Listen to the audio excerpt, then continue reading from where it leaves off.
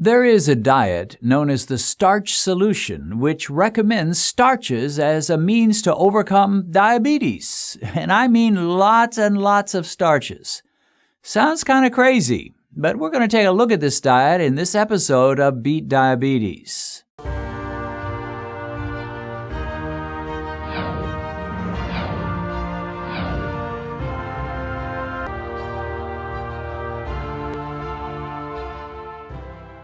After an episode of Beat Diabetes recently, one of our viewers left a comment that was so startling, so absolutely unbelievable, I had to check it out to see if it was even true. And when I found that it was, I decided I needed to do this video to discuss this staggering concept, something I never would have believed had I not seen it with my own eyes. So let me begin by reading the comment that was left under our video, which totally floored me. One of our Beat Diabetes viewers wrote this concerning the starch solution diet promoted by a man named Dr. Mcdougal. While Mcdougal's diet works for some, I think he's a zealot. Also, I found this on his website. The goal is to keep their fasting blood sugars between 150 and 300 milligrams per deciliter. I discourage blood sugar measurements at any other time of the day unless they suspect hypoglycemia, too low a sugar. The finding of elevated sugars later in the day after eating just upsets the patient and does not add any useful information in deciding on the next dosage of insulin to be given. So, the doctor admits that his diet results in fasting sugars from 150 to 300. And he discourages after-meal testing because it may be sky high, not the program I want to be on. Well, I found this idea of aiming for a fasting glucose goal of between 150 to 300 unbelievable. Surely this viewer was misquoting the good doctor. I asked him for a link to the website page where he said this, and he provided it, and sure enough, in one of the articles Dr. Mcdougal wrote for a newsletter back in 2009, he did indeed say that his goal with his new patients is to keep their fasting glucose between 150 and 300. Now, to be fair, this appears to be his goal with only new patients when he's pulling them off diabetes meds and fast-acting insulin. I don't believe he sees this as a worthy long-term goal. But still, it's hard for me to believe that a doctor would have a fasting glucose of 200 or 300 milligrams per deciliter as a goal ever under any circumstances. Now, I have to admit that while I've heard of Dr. Mcdougal's work for years, I've never really researched it. The idea of using starches to overcome diabetes is so patently counterintuitive that it hardly seemed worth investigating. But after reading this comment from one of our viewers, I took a look at some of the Amazon reviews for his flagship book called The Starch Solution. Now, there were many positive reviews with lots of people raving about how his diet has helped them to lose weight and feel better. In fact, the great majority of the reviews were quite positive. But mixed in with all the praises were some pretty negative reviews as well. I'll share a few of the book reviews, but before that, let me share with you a few of the comments that have been left under my video, the one where I discussed a starch-based solution to diabetes. One of our viewers wrote this: "What this person ate was my food all my life: white rice, potatoes, and vegetables. Why did I develop diabetes, let alone curing it?" Another viewer wrote, "I was on my way to the starch solution a year ago, and when I started checking the meter, I could see it rise on my starchy foods, taking 4 to 5 hours for it to come back to normal. I got scared as I knew that wasn't good for my blood vessels. I was better off eating bacon and eggs or half meat, half low-carb vegetables on my plate." Another person wrote, "It is hard for me to believe that a high-starch diet can reverse type 2 diabetes. If I eat a high-carb dinner, my fasting blood glucose would be in the diabetic range the next morning." In the Amazon reviews left for Dr. Mcdougal's starch diet, one person wrote, "Really love this book. Wish I would have read it sooner. The Starch Solution is a great book to learn how to have a healthy diet and debunks the theory that all carbohydrates make you fat. If you're a vegan, you should read this. If you're not a vegan but want to learn or need to learn how to eat healthy, this is the book. And I have to confess there were many reviews along this line. However, there were some pretty scathing reviews mixed in here and there. One person wrote, "I wear a Freestyle Libre and found that my blood sugar levels were so out of control with spikes at every meal over 200, I have since changed to keto diet and my sugar levels are close to 120 max after meals and I've lost 24 pounds during this 3-month trial and I'm off my metformin. My opinion is that this is a dangerous diet for those with type 2 diabetes. I really wanted it to work since I so love carbs." Another wrote, "I really wanted to like this book since I'm a vegan, but I just can't lie to myself. The author says that one can eat all of the carbs you want as long as they're low fat. Well, I followed this diet like he said, and the only thing I got was more pounds. I really wanted everything in the book to be true, but my body just doesn't do well with a ton of carbs." And one person complained, "I gave the Starch Solution program an honest try. I ate only whole food, plant-based for 2 months. At the end of this time, my weight remained unchanged, but my blood sugar had skyrocketed to over 200. My A1C had increased from 7 to 9.3, and I began having episodes of dizziness. All of these problems resolved when I returned to a lower-carb diet. This way of eating just doesn't work for everyone."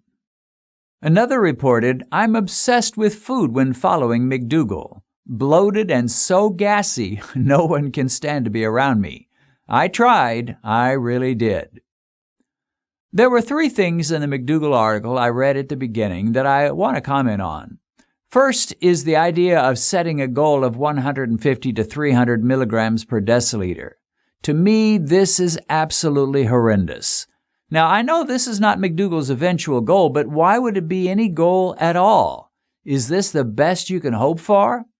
With a fasting glucose of 150, and considering that you would be well above that much of the day since you're eating lots of starches, you'd surely have an A1C of 8 or more. And if your fasting glucose is up at the upper range, 300, you'd have an A1C of perhaps 13. How can that be a good goal for anyone, new diabetic, old diabetic, or in between? I have to give Dr. Mcdougal credit, at least he admits his goal, but what a thing to admit. But again, I'm sure he would say that if these diabetics are faithful to eat their potatoes and white rice every day, their numbers would come down, and that allowing for these incredibly high numbers are his way of weaning them off diabetes medications, which he very much tries to do, and of course that is a good thing. I think in some ways it's his next statement which troubles me even more than this horribly high goal for fasting glucose. He says that he discourages his patients from testing their blood sugar during the day after testing their morning glucose since, quote, "the finding of elevated sugars later in the day after eating just upsets the patient." He appears to be saying, now, don't you try to test yourself after eating. You may find your blood sugars are soaring and spiking like crazy, and I don't want you to get upset. So just put that blood sugar meter in the drawer and don't take it out until the next morning. And then as long as you're in the 150 to 300 milligram per deciliter range, all is well. Are you getting this? I have to say this sounds beyond strange to me. It is appalling. In this channel, we're seeing huge numbers of diabetics becoming former diabetics by testing themselves frequently and finding out exactly what's going on in their bodies and then adjusting their diets accordingly. But Dr. Mcdougal doesn't want you to discover what's happening in your body with your blood sugar when you stuff yourself with mounds of rice and huge chunks of bread and potatoes. Just take his word for it that all is well. Don't bother to test your glucose and find out if all is well or not. You might get upset. Dr. Mcdougal justifies his approach of allowing for high glucose numbers by quoting from studies which show that aggressive attempts to keep glucose low by taking high insulin and diabetes meds can lead to problems and even death. Now, in that instance, he is exactly right. If you're wanting to get your glucose into the 5s or somewhere fairly low and you have no intention of changing your diet, so you just take more and more insulin and more diabetes meds, that could very well be dangerous for you. But there is another way to attack diabetes and high glucose aggressively, and that is to be aggressive in slashing your carbohydrate intake. Once you do that, you don't have to take much insulin at all, and for many type 2s, they can be pulled off all insulin, and often all meds. And that is aggressive intervention that is not dangerous as long as you keep an eye on your glucose levels and don't keep taking huge amounts of insulin once you cut those excess carbohydrates out of your diet. You may say, what about all those positive reviews on Amazon? Obviously, some people are finding that his diet is working for them. There are a couple of things to keep in mind. First, if you look at the titles of his books, they deal with weight loss and healthy living. When I looked at his books on Amazon, I couldn't find one book that had diabetes in the title. Now, maybe he's written one, but I couldn't find it.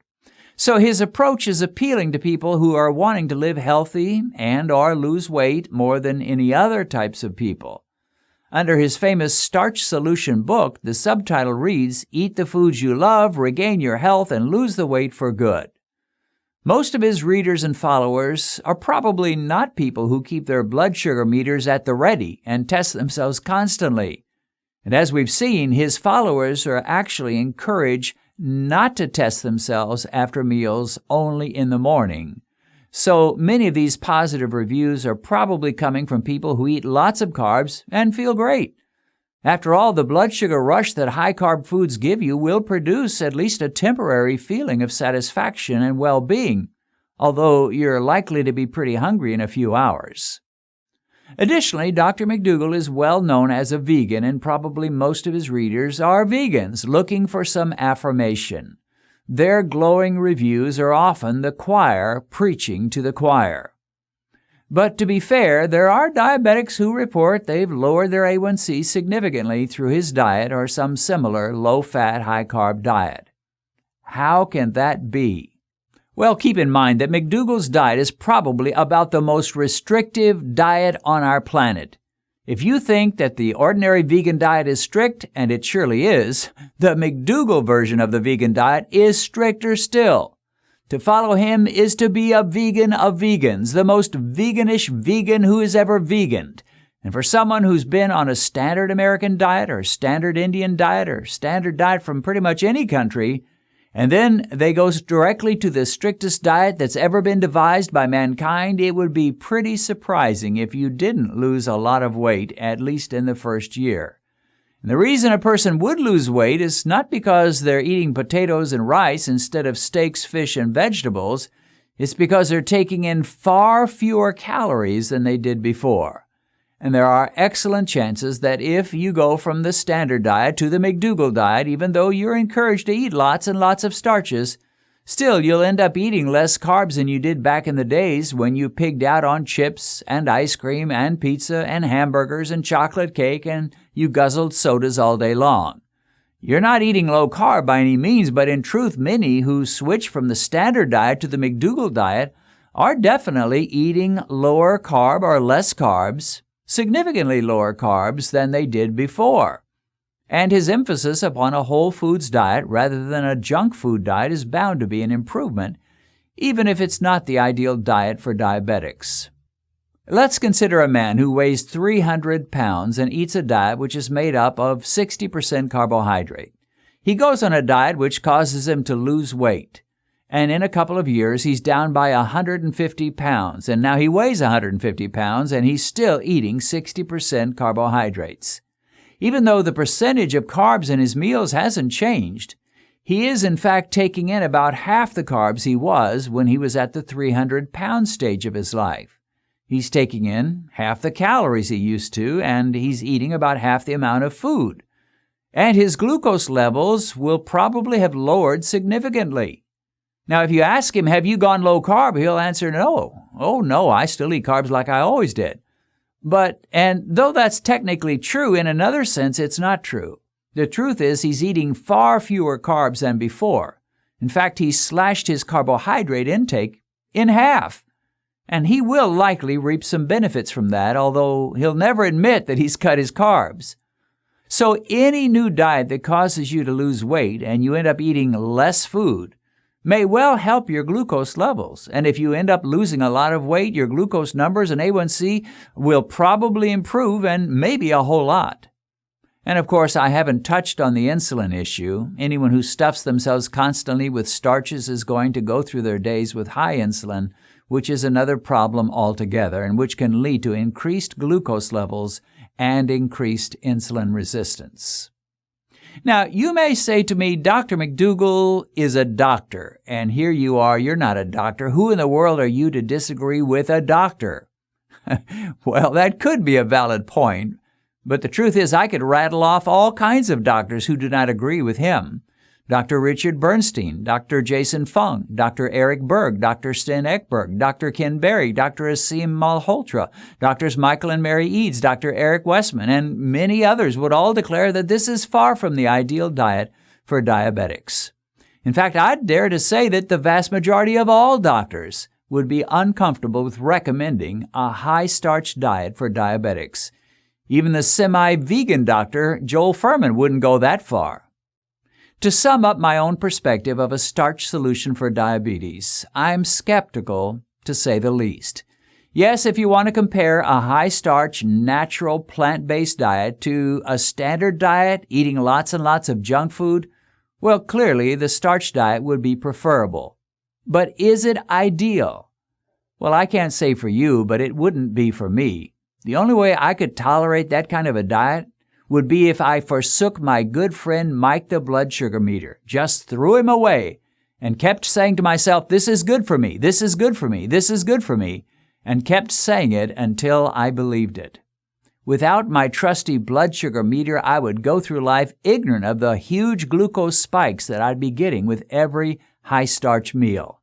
And I'm just not willing to do that. Okay, that's it for now. If you found this video helpful, give it a thumbs up so that YouTube will recognize its value and promote it to other diabetics. And if you have an opinion over this issue, which I know you do, go ahead and share it in the comments. But be civil about it. God bless you. See you again soon.